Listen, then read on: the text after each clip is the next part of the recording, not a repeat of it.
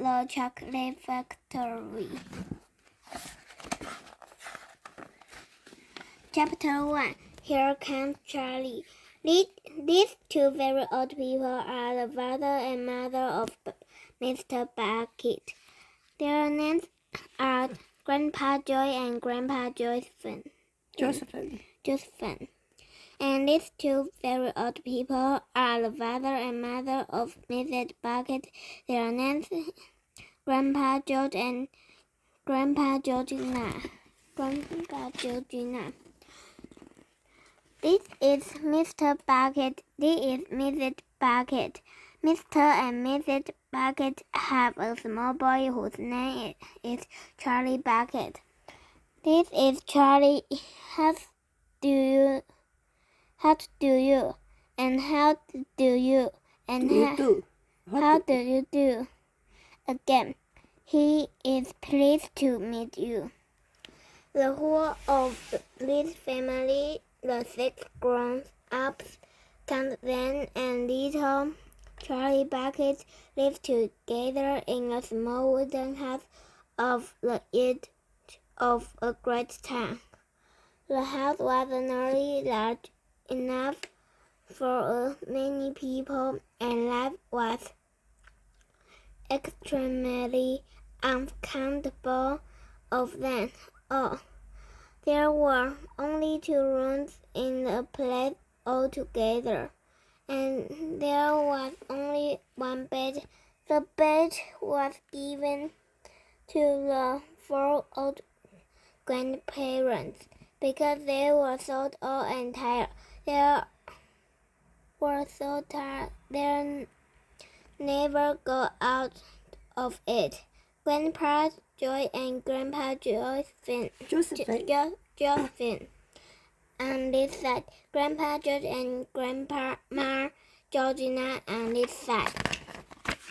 Mr. and Mrs. Bucket and little Charlie Bucket slept in the other room upon mattresses on the floor. In the summertime, this wasn't too bad, but in the winter, freezing cold dust blew across the floor all night long, and it was awful. There wasn't any question of them being able to buy a better house or even 1 more bed to sleep in. They were far too poor for that. Mr. Bucket was the only person in the family with a job. He worked in a toothpaste factory, where he sat all day long at bench and screwed the little caps on the tops of the tubes of toothpaste after the tube had been filled. But a toothpaste cap screwed is never paid very much money, and poor Mr. Bucket however hard he worked and however fast he screwed on the caps, was never able to make enough to buy 1/2 of the things that so large a family needed. There wasn't even enough money to buy proper food for them all. The only meals they could afford were bread and margarine for breakfast, boiled potatoes and cabbage for lunch, and cabbage soup for supper. Some days were a bit better. They all looked forward to Sunday because then although they had exactly them, everyone was allowed a second helping. The bucket of course didn't starve, but every one of them the two old grandfather, the two old grandmother, Charlie's father, Charlie's mother, and especially little Charlie himself, went about from morning till night with a horrible empty feeling in their tummies. Charlie felt it worst of all, and although his father and mother often went without their own share of lunch or supper, or that they could give it to him, it still wasn't nearly enough for a growing boy. He desperately wanted some more filling and fat within them cabbage and cabbage soup. The one thing he longed for more than any else was chocolate. Walking to school in the morning, Charlie could see great slabs of chocolate piled up high in the shop windows, and he would stop and stare and press his nose against the glass, his mouth watering like mad. Many times a day, he would see other children talking baths of creamy chocolate up their pockets and munching them greedily. And that, of course, was per torture. Only once a year. Only once a year. Yeah. On his birthday,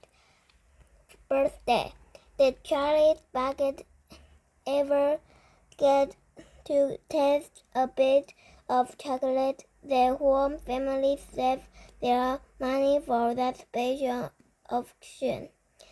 And then when the great day arrived, Charlie was always present with one small chocolate bar to eat all by himself, and each time he received it on those marvelous birthday mornings, he would place it carefully in a small wooden box that he owned, and treasure it as though it were a bar of solid glass.